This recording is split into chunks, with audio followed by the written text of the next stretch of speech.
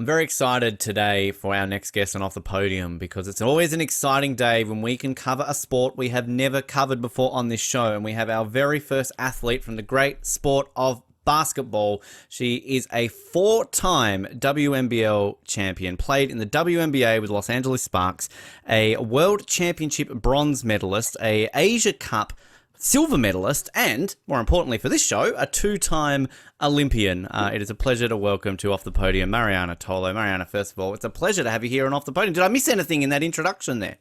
Oh, no, that's about sums it up. That's about sums it up?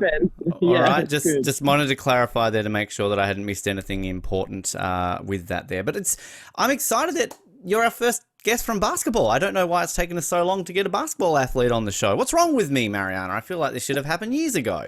Yeah, I don't know. We must be hiding in all the right places. Yeah, just don't want to chat. But it's obviously a great sport. All Aussies love the sport of basketball. But I'm always intrigued to find out sort of the journeys of athletes, how they got into the sport. I mean, was this something that you had grown up playing, that you sort of got into early, late? I mean, kind of what was your journey that began you in the sport of basketball? So I started playing basketball when I was about 8 years old. I'd done lots of individual sports before: swimming, dancing, even tennis, bit of golf.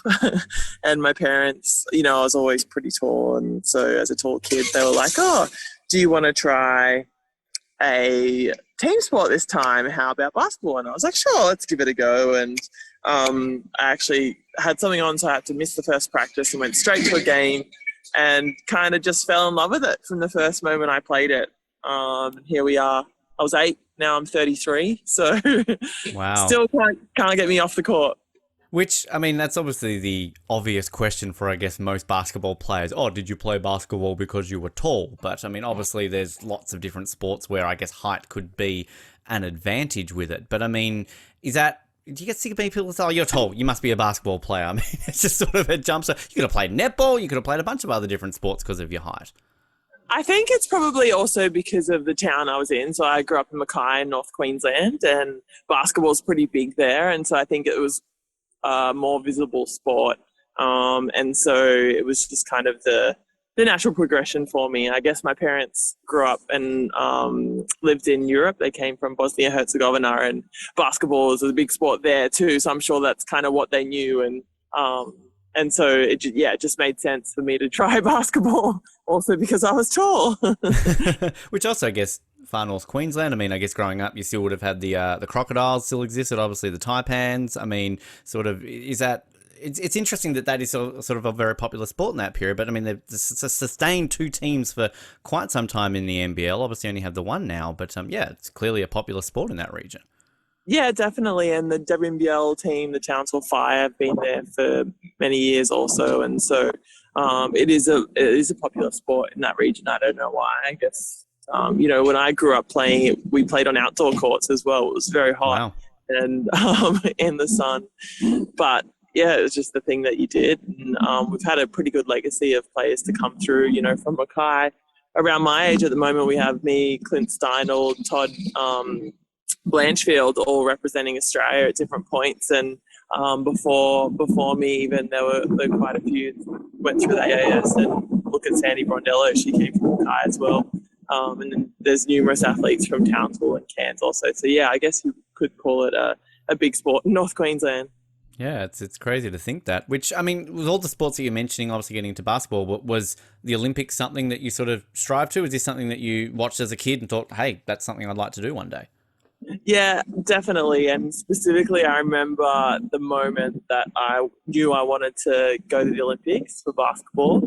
Our teacher was in year 5 or 6, I think, and he was going around asking us what we wanted to do when we were older. And I said, I wanted to go play basketball for Australia. I wanted to go to the Olympics. And so that kind of started off the dream. And obviously watching the Sydney Olympics was a big part of that as well. And our class actually, I remember we wrote into whoever we wanted at the Olympics, and I chose basketball, obviously, but I chose a player, Michelle Griffiths, at the time, and I based it, I think, on my best friend's last name, embarrassingly.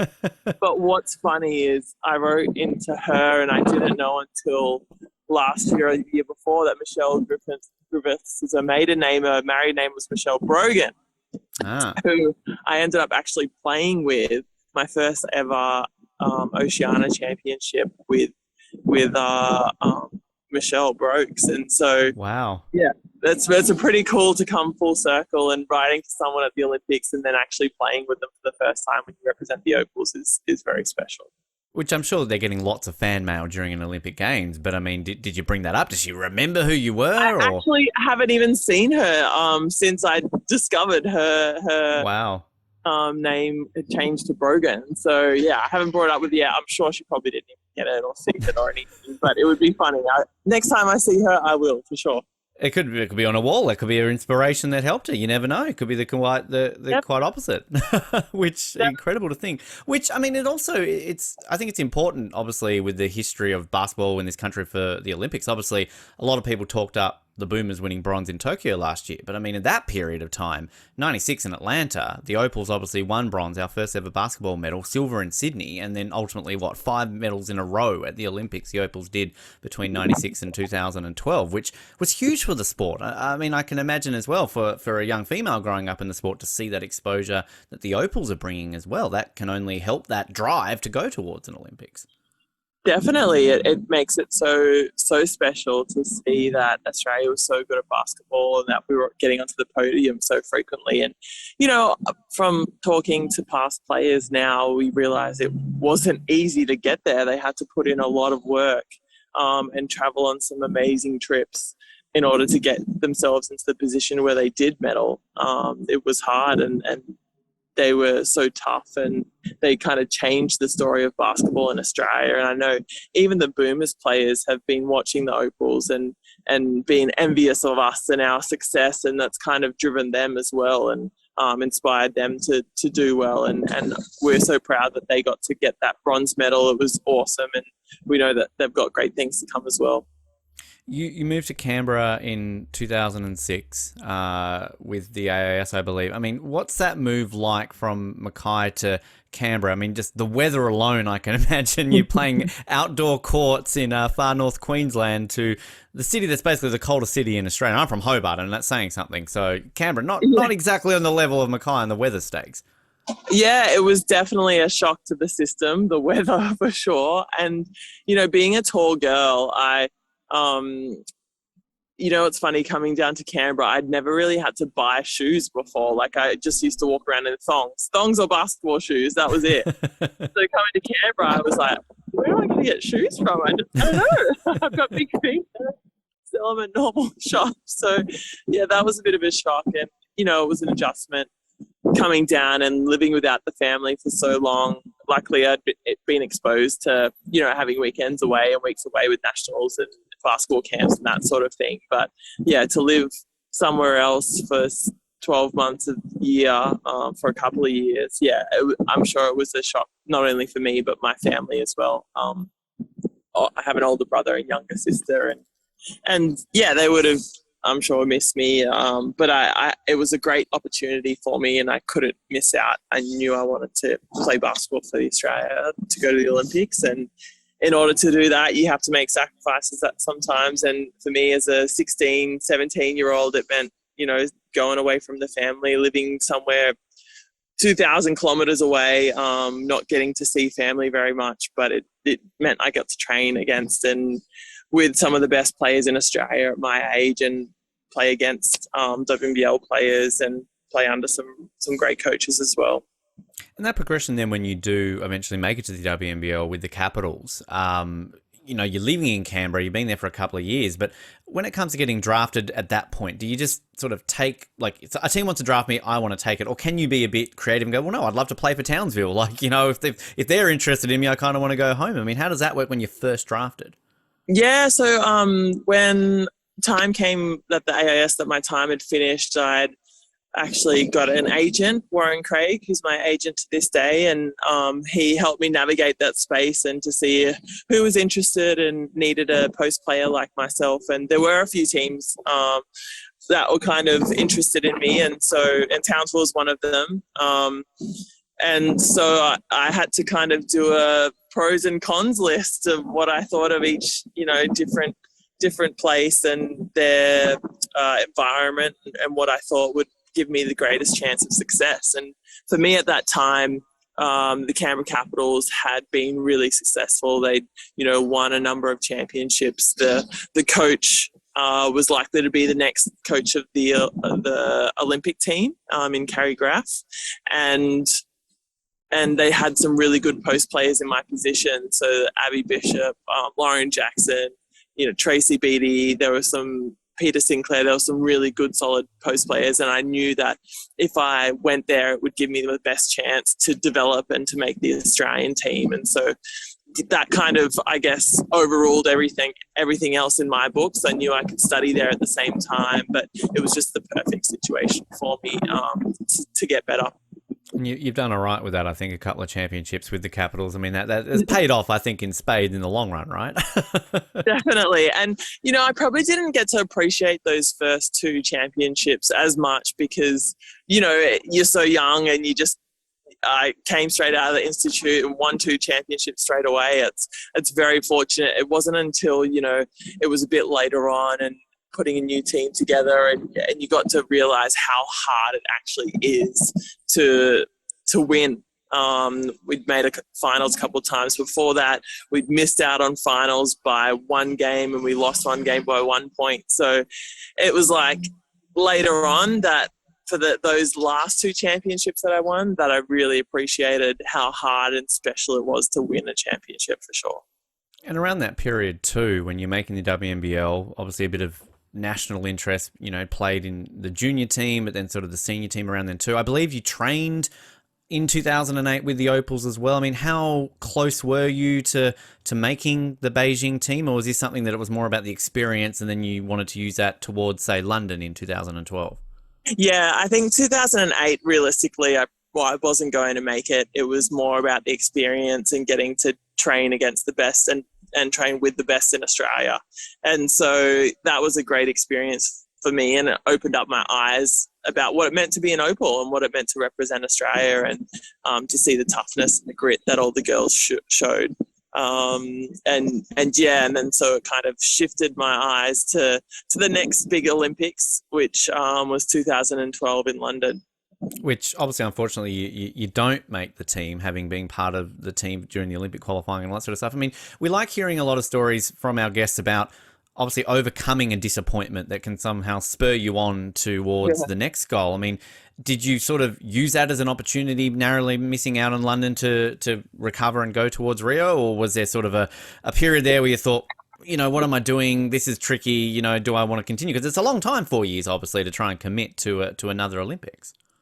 Absolutely. I think missing out on that London team was one of the hardest moments of my life because I trained so hard for that 4 years leading up. I missed actually 1 day for 4 years and wow. I hadn't missed any training camps in that whole preparation. And so that was heartbreaking in that, you did all these things, you tried so hard, but you just weren't good enough. Or it wasn't the right moment for you. And so that was really challenging. I definitely did question, is this what I want to do? I thought about giving up. It kind of, really broke my spirit for a while there. And it was a hard moment in my life because I'd been training, working and playing all at the same time. And fortunate for me, I'd made the decision to the end of 2012 to go and play my first season overseas. And so I was going to play in Aix-en-Provence in France. And I think that was the best thing that I could have ever done because that season really made me fall in love with basketball again. And it opened my eyes up on what it could be and should be to play and just enjoy yourself. And I just had the best time. We had a good group of teammates, good coach, and it kind of eased that shock and the disappointment of not making the team, and made it easier for me to transition. And it changed my thinking onto like, okay, what am I going to do next? What happened last time? Where did I go wrong? What can I improve on? And I think the first biggest thing of that is just the experience that I got to have from playing overseas and playing against a whole nother group of players experiencing a whole different system of basketball, a different life, a different culture. It just made me way more rounded, and I got to do things that I hadn't done before, and yeah, really improved my game on the court for sure. And that was part of the plan for the next one, because then it was about setting my sights on Rio 2016. Which, it's crazy. I love watching careers of basketball players because obviously there's such a level of got to make it to the NBA, the WNBA, that's the be all and end all. But then Europe exists, and the passion and the competitions that exist in Europe, I feel more people need to pay attention to, because it's absolutely crazy. Obviously, you've played in both the WNBA and in Europe, but I mean, can you compare the two? Because it just seems like a different world in Europe compared to what you have in America, on a different level, I guess, completely. To be honest, I think after playing in Australia, Europe, and the States, I actually prefer the European or the Australian style of basketball. I think US is kind of like what you see in the NBA. It's very much star driven. It's a lot of one-on-one basketball. It's kind of a bit more individual, whereas Europe and Australia is a bit more fundamental. Like, break it down. They focus on defense a bit more, and that suits me a lot better. I like to play that style of game where it's a team-driven sport, it's team basketball, and so I love that. And I think, being in Europe really helped me in that sense. People don't really understand how big it is over there as well. It's a huge sport, especially that it will be. And even after playing this last season in France, I reflect and think, I got to play almost 50 games in the WNBL, or something if you're lucky. So it's just like a whole another level of experience that you get, and just playing more games equals many more opportunities to get better. It's so, again, fascinating to hear that style, because again, it's sort of, I don't even really know how much coverage European basketball would get sort of outside of maybe on Eurosport or something like that here in Australia, because it is so focused on the WNBA and of course the NBA. So it's interesting to kind of hear that style. And is that sort of more of a common trend now for a lot of players, that it is sort of maybe trending towards playing in Europe more so than America to have that style? Because is that also more international style that you will have versus what you do have in the States? It definitely is more international style.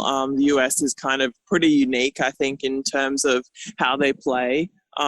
There's a lot more teams that make it from the European area that get to play at a World Championships or Olympics. So you got kind of a more similar style and more chance of coming up against those sort of opponents.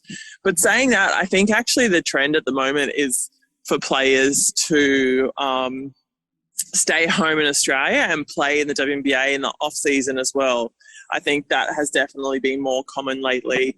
And if players can get that, it's great, because that's a whole nother amount of games that they can play in both seasons. But I do really encourage players to go and experience Europe when they can.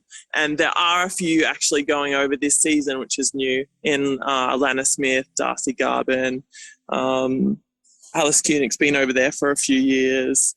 Maddie Garrick's going over there this year. There's a few players going over now, which is interesting to see. And it kind of always comes in cycles, depends on the Olympic cycle, World Championships, because you don't really want to be making big changes before massive events. So that's kind of, it kind of goes up and down sometimes with when players choose to go. Through that period, playing overseas, Europe, America, 2016 comes along. You make the team. You're officially on the team after, narrowly missing out in London. What's that feeling like when you get that moment? I mean, I don't know if it's the official announcement you get after the Opals qualify. You kind of assume you're going to be in it this time around. I mean, what is that moment for you like when you officially know you are going to Rio? Well, it was maybe even more special, because fortunately I'd been selected for the team to go to World Champs 2014. But in 2015, in my first WNBA season, just before finals, I injured my knee. I went down and knew straight away that I'd done something wrong. I knew that if I'd done my ACL, that would be a 9 to 12 month recovery, 6 to 12 month recovery, really. And so I sat on the court when I was when I was injured and feeling my sore knee, and I thought, oh no, what have I done? And I started counting the months, and it was 11 months out to the Olympics. Mm. And I thought, I have some time here. I can do this. And it turns out I did do my ACL. And so I had to do rehab 11 months out from the Olympics and try and come back in time for the biggest ever event that I could go to. And fortunately, I had a great team around me at the Australian Institute of Sport of physios and strength and conditioning coaches, nutritionists, and put a plan together for me to come back. And I worked my butt off trying to achieve my dream that I'd been working for since being a kid, and got to make it back on court within 8.5 months. And that moment was pretty special in itself. And then when it came to the final selection and being told that I was going to the Olympics, it was just unbelievable. I was so happy, and you could see from the coaches' faces, because they have the tough job of deciding who gets to go and who doesn't get to go to an Olympics. And you could see that they were just so excited for me, and could tell how excited I was. And it was just such a special moment that I will never forget. And is it a case of that at that point you feel like an Olympian? Is it when you get the uniform, when you arrive in Rio, when you hit the court? Like, what moment does it hit you completely that you're an Olympian?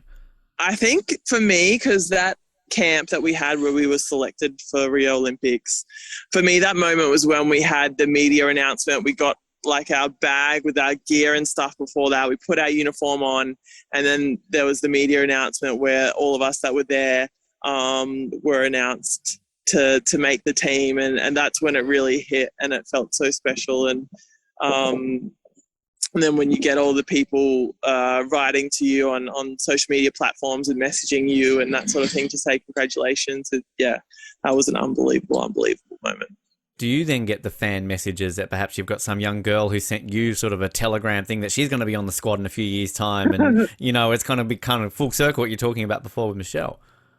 Well, that's actually one of my favorite parts of being at the Olympics, and what I loved about Rio so much was the Australian Olympic team decorated our rooms with posters of pictures that the kids from all over Australia had drawn and written about, and they posted it all over our rooms in our residence where we were staying at the Olympic Village. And that just was so heartwarming to see all the kids, writing all these special things and doing their drawings, and some were hilarious and some were really touching, and it just showed you what an impact you can have. And it kind of was a great reminder of what you can do and the barriers that you can cross with sport. And like you said, it's that cycle of that next kid who's drawn that poster or written that story, and then they're going to be there next time thinking the same thing about the kids before them. Yeah, it's always great to kind of see that come full circle with that. We also always love to find out just general Olympic experiences outside of the competing, village life, ceremonies, bumping into, I don't know, big name athletes. I mean, do you soak that up first time in Rio? Because obviously it was a very different experience in Tokyo, which you weren't to know at the time. Yeah. But I mean, sort of, were you doing a lot of that back in Rio, or thinking, I've got a few more of these, I can, worry about that at my next Olympics? To be honest, when we're in Rio and still in the group phase and that sort of thing, everything was kind of focused on playing and training and that sort of thing. But you did get to walk past all different athletes and meet athletes from all over the world. And my favorite one was when there was a group of us, myself, Leilani Mitchell and Steph Talbot, walking towards the dining hall. And I see two people coming towards us, and one of them is Rafael Nadal. Oh, wow. And so Leilani and I just, they're like, he smiles back at us, we say hi and then walk on our way. I'm elbowing Steph Talbot beside me because she's looking off in the other direction, hasn't even paid attention to miss him. Wow. Jeez. It was so cool. And he seemed like a, normal average guy, like the rest of us, but it was so cool to see someone that you see on TV all the time, just at the peak of their performance and just there walking past you in the village was really cool. Which is crazy to think that, that happens. I remember Steph Rice telling the story a long time ago about, I think in Beijing, she bumped into Kobe Bryant and got the picture, you know, whereas I guess for you girls, it's just like, they're just our colleagues, you know, like, you know, whatever, like they're just fellow basketball players. But like you see someone like Rafael Nadal or, you know, Usain Bolt or someone like that, like it's a whole different world, right? Exactly. And I think it's interesting because the basketballers are often some of the most popular people at the Olympics, which is strange for us because, like you said, they're our colleagues who are like, whatever. But if you like the last Olympics in Tokyo was Luka Doncic and some of the other players from all over the world, they are the ones that people recognize. And I guess it's purely because they're on TV playing in the NBA, making millions of dollars compared to some other people. But saying that, it is the likes of Rafa and Usain Bolt, those special one-of-a-kinds that you don't get to see, that if they do go or are part of the Olympics, yeah, it's really special as well. Which is kind of when you hear those stories back when the Dream Team used to hire a boat basically away from the Olympic Village, basically, you know, which surely the Opals are deserving of a boat, aren't they? You've done pretty well over the years, yeah. Surely. We can't. No, it's actually funny because I think the US team, I can't remember whether it was the last one or the one before the Olympics, they had a cruise ship for the whole US team, but apparently it was quite small and the basketballers were struggling to fit.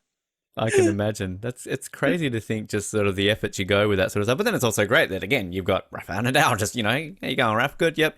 How's the chicken? Good? Exactly. Yeah, I'll try it. Yep, sweet. You know, thanks for that. Yeah, what's good for lunch today? Yeah. Good luck. Good luck for the rest of the Olympics. I mean, obviously, you know, the Olympics didn't turn out too well. The end of it, you know, undefeated in the group stage and then going out to Serbia in the quarterfinals. Similar question what I asked before when it came to the missing out in London. Do you take a little bit of time to recover, obviously, after the disappointment of going out in the quarters, to then spur you and your teammates on that, okay, look, we've got unfinished business here. We're going to come back in 4 years' time and go better, go back to where we think we should be?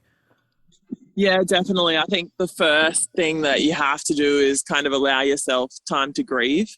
And I did that when I didn't make the team for the Olympics, and then also, again, for bowing out in the qualifiers, because it is such a tough moment. It's heartbreaking, something that you have worked so hard towards your whole life, and you know, to be part of that legacy that has been the Australian Opals, and they have done so well at the Olympics on and on and on for the last 5 Olympics, and then you get to your chance and you lose, and it's just heartbreaking. It's embarrassing. You kind of are ashamed, and you know, you've done everything you could, but at the same time, it just hurts so much that you want to be doing everything you can and you have, but sometimes it just doesn't work out. And it's hard to deal with. And I'm so lucky and grateful that I had my family there at Rio and I could lean on them a lot for support. And then the other one good thing about that is that when we did lose, it actually gave us a good opportunity to go and see other sports and watch other competitions and kind of experience that Olympic life a bit more. And that was really fun. I remember going to a handball game and just being amazed, by that sport and what they did and their strategies. And it was so cool. I loved watching it. I think it was Croatia versus Hungary or someone like that. And yeah. That would be incredible. Like, I mean, God, if I ever got to go to the Olympics, that'd be seriously top of my list of sports I'd want to see, because it's an insane sport and just the passion that comes from those European nations. I mean, that must have been absolutely incredible to watch. It was. And just the whole strategy of like when they, I can't remember which team it was, but they kept pulling their goalie off and throwing an extra offensive player on there. Whenever they would run down an offense, but then transition, they'd have to sprint back in case the opposition had to throw a long bomb at the goals and the goalie wasn't there. So he'd be running. It was incredible. And it was a really cool experience to see a different sport, because, you know, yourself, I live and breathe basketball, and I don't really watch or see anything else, and to be able to be opened up to another whole other world like that was pretty cool. It did seem something in Rio though about all the team sports. It wasn't just an Opals thing. It was all the team sports that Australia sometimes rely on in the Olympics just didn't have the tournament. We saw that with the water polo, the hockey. Obviously, the Boomers fell just short as well. So, I mean, it just kind of seemed to be, sadly, something in the air in Rio that all of our team sports just didn't quite do what maybe they thought they could do. Yeah, I don't exactly know what it was. And we remember listening to and watching the water polo quarterfinals. We were off to a practice, and we left practice, and I think they were down, and then ended up losing the game, and we were all heartbroken. And it kind of, Yeah. you just kept hearing that over and over again, and it was like, I don't know whether it was because of that we all kind of snowballed and crumbled, or whether it was just something, just the circumstances or the way that the sport had been. But I think that's also the beauty of sport in the world. I think it's just getting better and better. I think Australians have been underdogs and punching above their weight, and then had kind of gone unnoticed. But now everyone's kind of waking up to us and how we play, and don't take us as easy as they perhaps did before. And it's definitely the case for basketball. But yeah, I'm not sure with other team sports around the different sports. Yeah.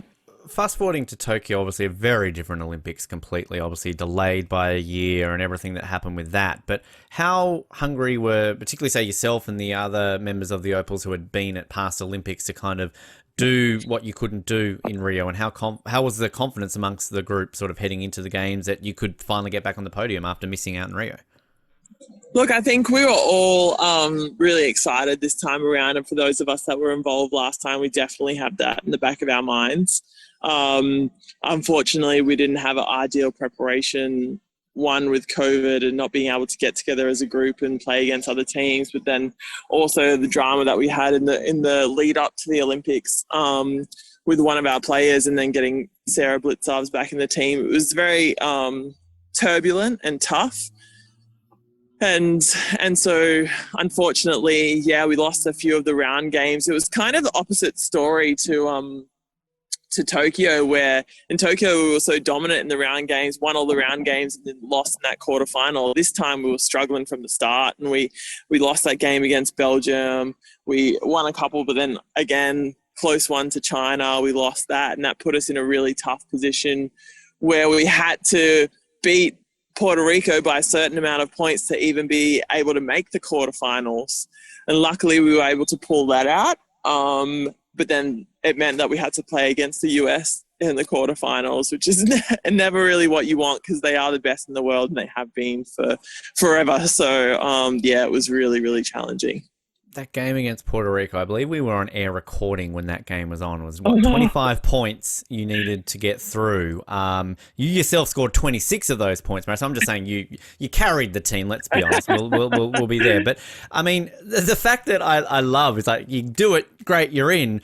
But if you had if you had only won by like 1 point less or 2 points less, then you would have played. It wouldn't be the US. It would have been Spain. So like, it's kind of different paths, different. I mean, I guess you don't know the mass of it. You're going, we just need to win by 25. Who cares? You're not going, well, we better not win by 27 because we don't want to play the US, right? Like, you don't know all of that.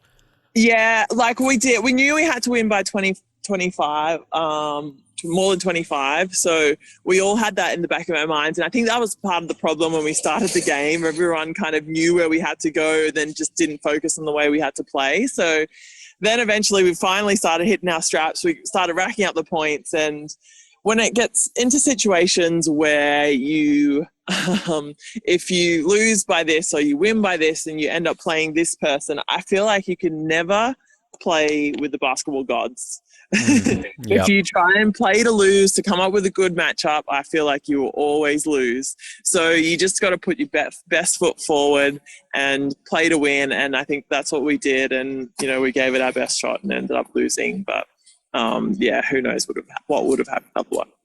But does it almost feel, I can imagine it felt almost like a final, like a medal win, that game against Puerto Rico, though, to get to that stage. And it's also, I guess, a case you've built that momentum, you've shown what you could do. So yeah, bring on the USA. Come on, let's do this. Exactly. And if you want to get a medal, if you want to win the gold, you got to beat them at some point anyway. Yeah. So that, to be a worthy opponent, you have to come up against the best in the world. And that's what we did. And unfortunately, we weren't the best on that day, but yeah, we did put our best foot forward, and we didn't go into that game like it was an easy game that we were going to lose. We knew we had a chance and we could beat them with the team that we had. We had beat them in the practice game before the Olympics. And so, yeah, we went in there optimistic, but unfortunately it wasn't the day for us. Is there much chirping and sledging going out on the court. And I'm not trying to disrespect our Americans who are listening and watching this, but I can imagine the Americans are probably a bit guilty of that. I can see a bit brash, bit sort of, out there. Are they renowned for that sort of stuff on the court? Sometimes I feel like, but saying that, because a lot of our girls have played in the WNBA and have built up relationships with the players in teams like in the US, it doesn't really happen so much. It's more of the case when there's players they don't know of or heard of or seen things they don't like. That's when they get a bit chatty and sledgy on the court. But to be honest, you don't often see it that much in women's basketball. I think that's more of a men's game thing. But is there a country, though, maybe outside that you want to, name another? Like, is there one that's kind of, okay, well, what are you doing? Why are you being a bit chirpy here? If anyone, it would be the US. Well, it's sort of that. I just wanted to pitch that. Majority of the people listening and watching this are in the US, so I feel we've got a good enough relationship there that they can sort of do that. Which, I mean, obviously, 2 Olympics down, haven't achieved the medal. I can imagine that third Olympics on the cards. You're looking towards Paris. You played in Paris. You went back and played in France, of course, since the Olympics as well. So it's a country that you're quite familiar with. So is this clearly the goal right now, what you're working towards now, with less than 2 years, of course, now to the Olympics? It is definitely the goal. And, I have chatted to Kayla George about this, who's been my teammate last 2 Olympics as well. And we grew up playing together. We went to the AIS together. And before Tokyo Olympics, I was like, Kayla, come on, you got 2 more in you. Do this one and the next one, and then we can finish, and then we'll be good. And I think from then she kind of came around a bit more, because I think she wanted to originally finish after this one, but she's feeling good and great. And so I think, yes, that's definitely the goal for me. I'm working towards Paris 2024. Super excited about it for the reasons that you said, that I've been in France. I've played in France 4 seasons now. I know the country and a bit of the culture, and it's a great place to play, and they love their women's basketball and get really behind it. So I know that everyone will be well supported when we're over there. And like we said, I've had the disappointment of the last 2 Olympics. The first one, losing that quarter final game by 1 point, was just absolutely heartbreaking. And then all the drama of Tokyo and definitely not the tournament we wanted. I feel like Paris is really our chance to get back to where we want to be, and to put our best foot forward as the Opals. And we really have got a great chance of getting on the podium. And I think the first step to that will be this home World Championships in Sydney. And hopefully, we can learn some good lessons for that. And then it's such a short turnaround, only a couple of years away now. And the excitement's already building, to be honest. And I know that, if I get the chance to go there, it will be my last Olympics. And so I'll definitely want to go out on a bang. And it's no longer about making the team, it's about actually getting a medal and doing the Opals and the history and all of Australia proud. I was going to say, will it be your last Olympics, though? Because you look what's after that. LA, you played there before, but after that, Brisbane. It's a home state Olympics. I mean, Lauren's 41 now? I mean, you've still got a couple of years. I'm like, you can do it. That's doable. I know. Look at Lauren. No, it's like, I'm honestly feeling really good, but I think it's just a point in my life that priorities will change, and I want to settle down and have a family and that sort of thing. So, it'll be about doing that. And I don't know, I guess you can never say never. Maybe I'll come out of retirement and then give it another crack. Come out of retirement, have a break, miss LA then, screw LA. Come back to Brisbane. Like that's it's down the road from Mackay, right? Come on. That's it. In Queensland, a home Olympics. How amazing. But I think I'll definitely look forward to being involved in some way at those Olympics. How exciting for Australia that Brisbane gets to be the host. And I know I was, being in North Queensland at the time when I was a kid for the Sydney Olympics, I was sad that I didn't get to experience anything down in Sydney, but this time being a bit more independent, older, and able to go where I want, I think I'm so excited to be able to go to Brisbane and help out in any way I can. Well, you mentioned the World Cup. The time recording this, obviously, it's very close. Time releasing this, it's over and done with, of course. So we're saying great gold medal win. It was fantastic. But, I mean, having that in Australia, obviously, is a massive coup for the sport in general, for women's basketball. The attention and everything that it's getting in Sydney is fantastic. But I mean, I can imagine right now you're incredibly excited to be playing in front of the home crowd. Australians will get behind anything like this. And how is that looking? How are you feeling? Lauren's on the team. I can imagine that's a big boost as well. I mean, how's everything looking ahead of the World Cup?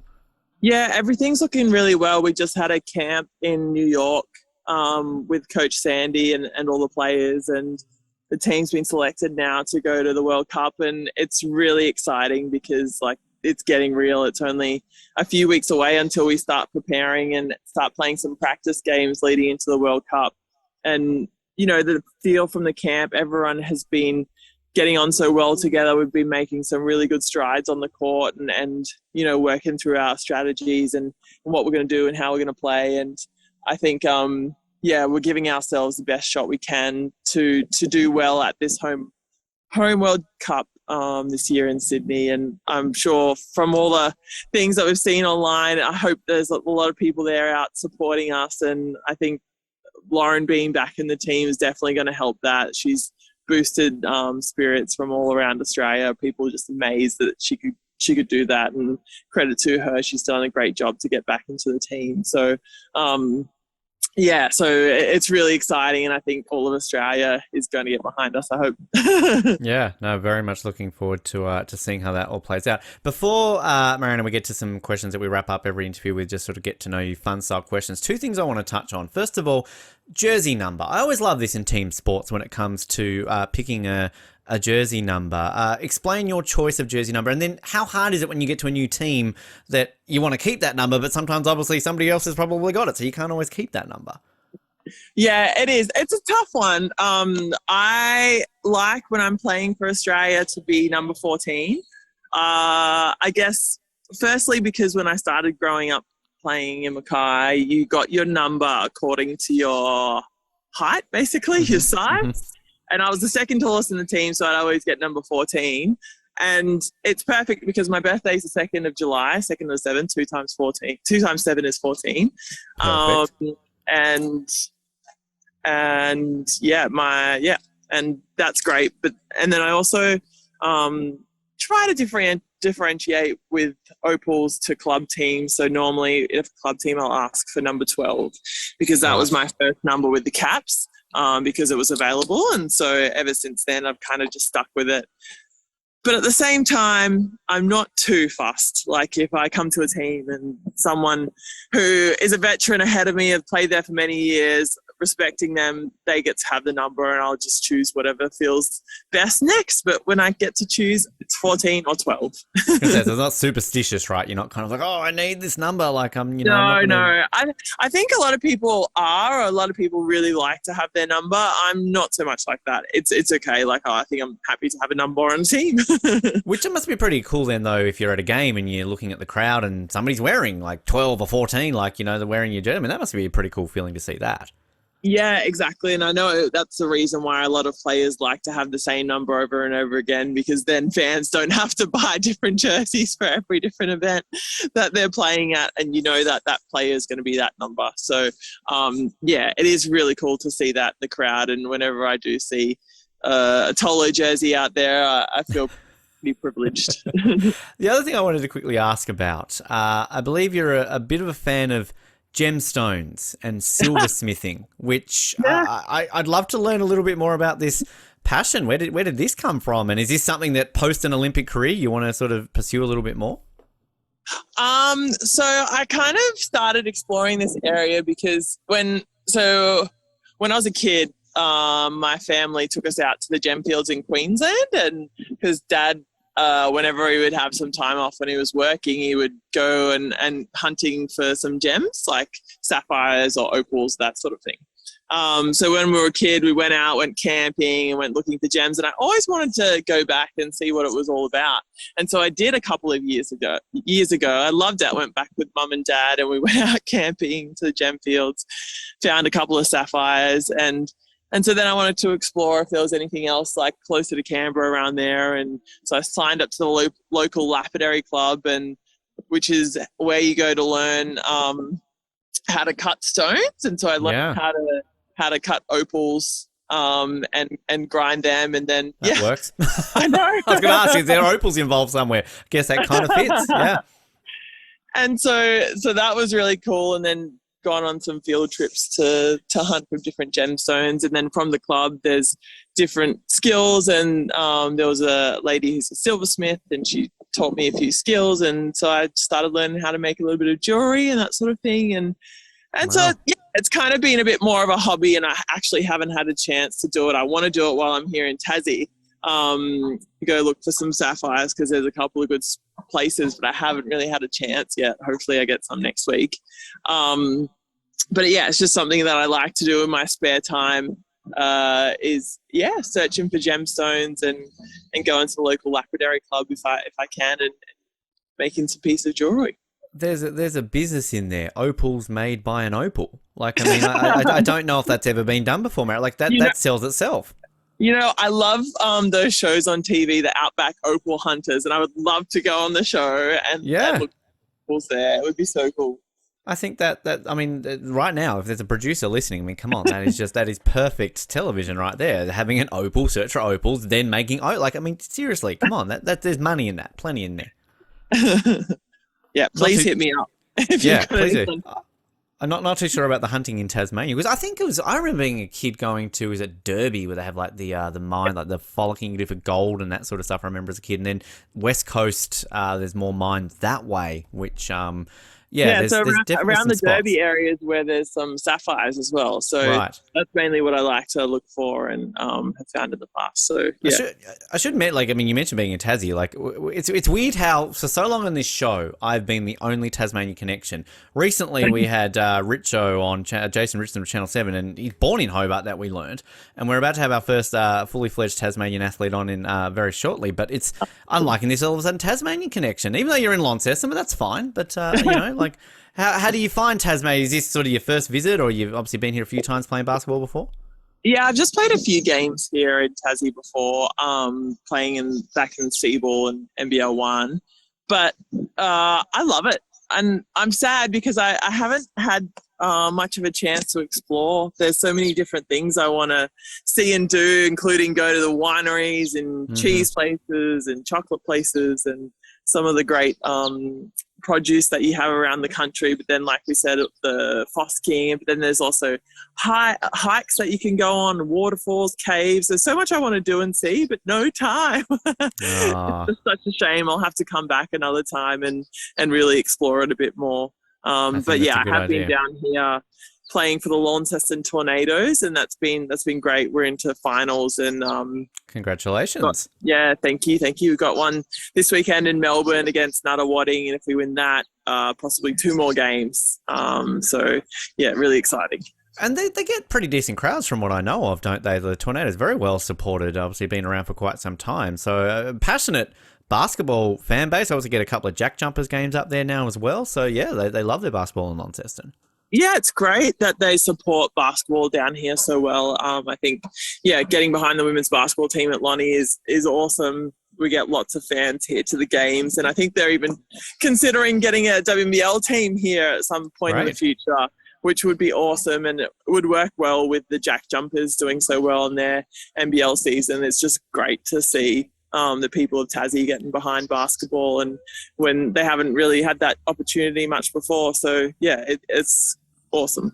I'd say it's a matter of time till they get the WNBL team, based on how everything's changed with the Jackson. I mean, I grew up, Devils and everything. I can't remember the name of the women's team we used to have in the NBL in the 90s, but grew through all that period. So once we get behind a team, it just takes off, right? So that's the passion that we have down here in Tassie. Marianna, as I said, we wrap up all our chats with a bunch of fun get to know you questions. Now, as always, based off a Team Canada questionnaire they gave their athletes ahead of Rio and Pyeongchang. And again, as always, there is, if you wish to, it's optional, a drawing element. If you want some homework and you want to flick us some drawings afterwards, we can share on social media. We've had a couple of athletes do it before, but the option here is to draw a picture of yourself yourself. Draw a picture of a Canadian animal. It can be an Australian one. And what is the coolest Olympic medal? Or what would the coolest Olympic medal look like? So, again, you're in Launceston. I need to have one Launceston joke. There's not much to do there, so you might feel like drawing. So, if you want to, feel free. Flick it through to us. But I'll get with the questions, and I'll start with, if you could choose any Olympic host city, where would it be? Ooh.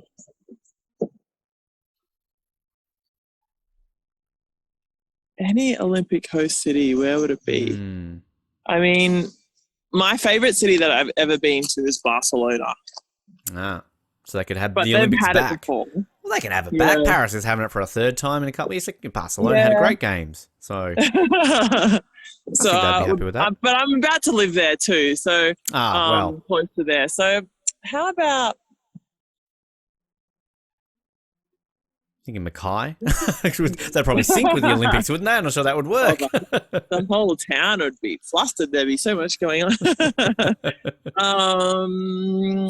It's a tough one. Maybe Perth. Yeah. Okay.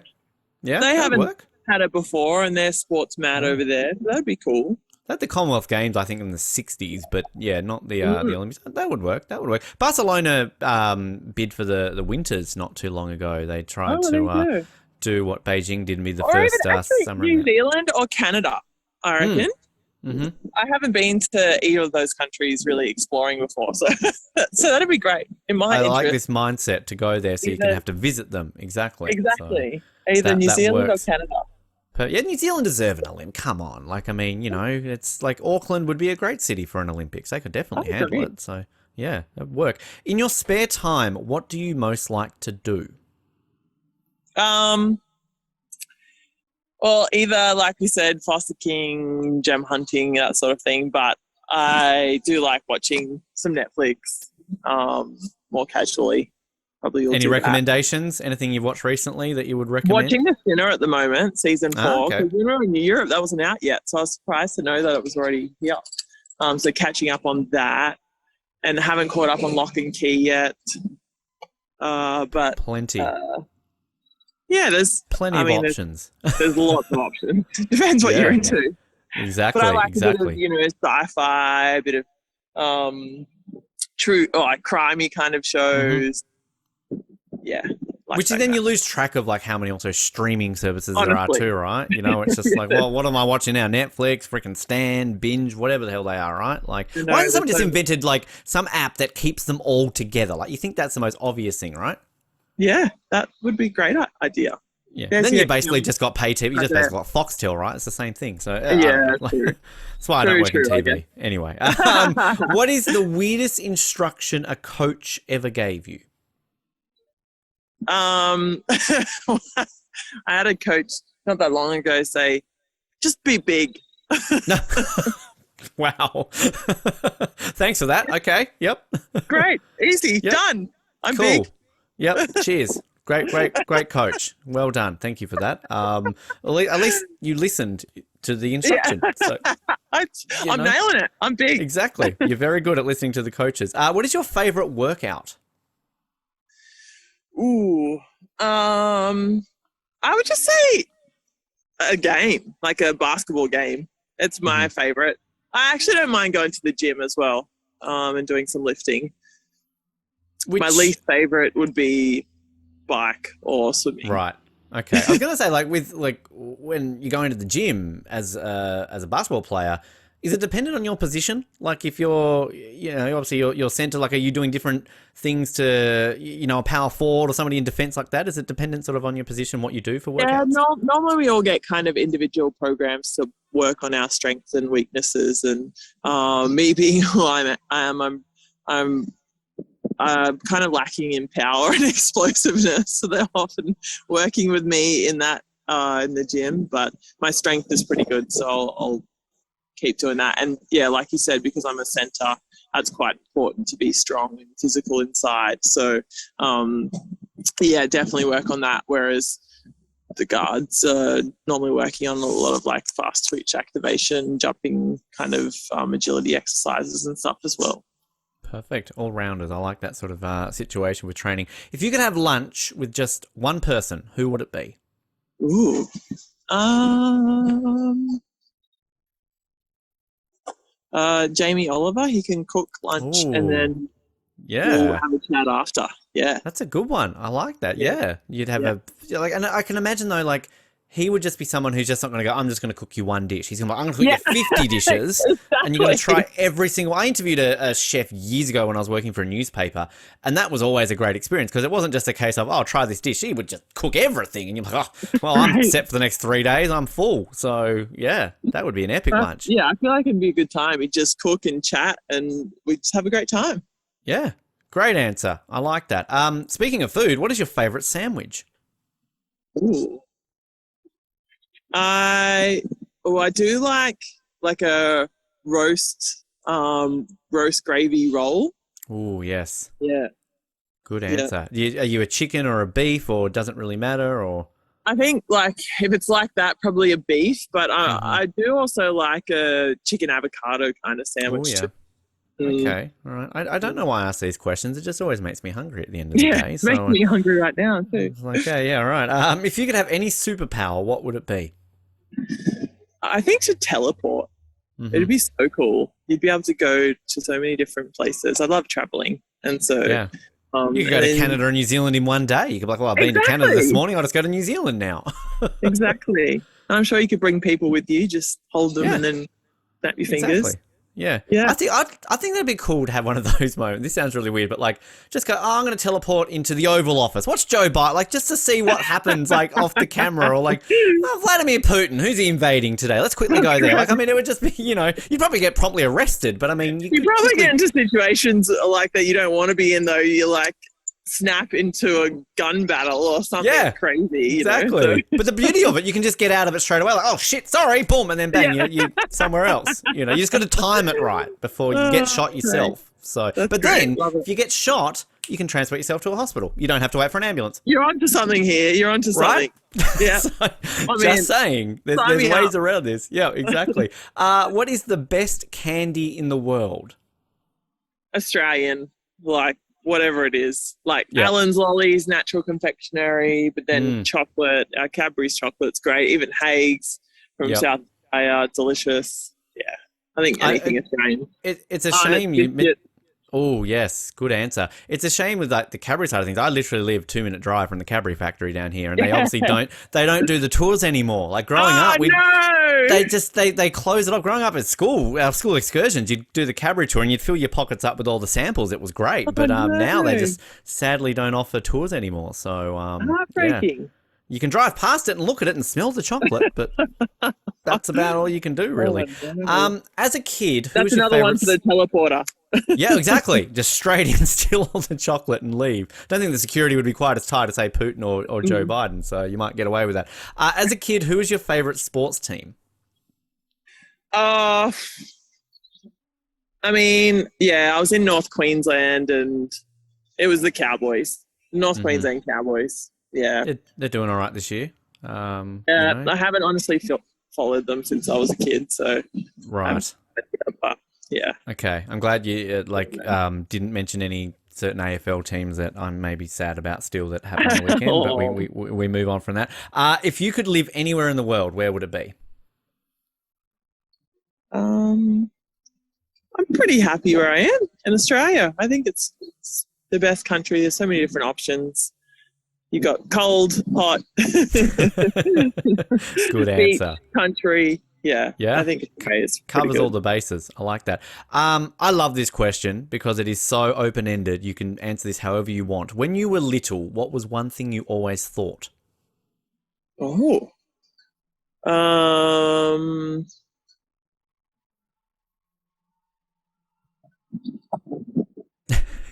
It's a tough one when you think, because I remember somebody answered literally, I was always hungry. I was like, that was me, definitely. Yeah. I was always hungry. As a kid. Myself and my friend Adam Capon, we used to talk about this all the time. I just remember being starving because I was a growing girl. I would always ask people for food, and at lunchtime, the girl that would give me her whole lunchbox every Just day. give me everything. Give me all that sort of food. I mean, also, like, as a kid, like, it's not like now as an adult, we can just, cook myself something, make myself a sandwich or whatever. As a kid, like, it's you live by your parents' rules. It's only 4 o'clock. You can have an apple. You can't wait. You got to wait till dinner. Yeah. Like, that sucked. Exactly, it did suck. And then especially when you sometimes forgot that you had a sandwich in your bag that you didn't want to eat, and then you found it out of the next term. Yeah. Yes. It's got its own living ecosystem, basically. Yeah. But why does my bag smell? What's going on here? Oh. Last question, and this is, again, you might not have one, but if you do, this would be great. What is your favorite joke to tell? I don't have one. Don't have one? Well, can I tell you the joke here? So that we're using this questionnaire from a Canadian rugby player by the name of Bianca Farella. Now, her joke is, what's orange and sounds like a parrot? I don't know. A parrot? A carrot. Oh. Wah, wah. Well done. Right. Yeah. Well See? done. Yeah, well done. Well done Good there, job. Bianca. Thank you for that. Marianna, before we let you go, if people want to stay up to date with yourself, sort of obviously in the lead up to the next Olympics, and again, by the time we release this, the World Cup would be over, but they can obviously go back and see what you posted through all of that, celebrating your gold medal, of course. Where can they follow you? Social media, website, places like that? Yep, you can go to my social media on my name, just MariannaTolo. So it's just Marianna Tolo. On Instagram, Twitter, it's Marianna Tolo athlete page on Facebook. And yeah, I do have a website as well. You can just Google my name and you'll be able to find all that. Do you have TikTok? I always have to ask about TikTok. No TikTok. I just got TikTok. BeReal.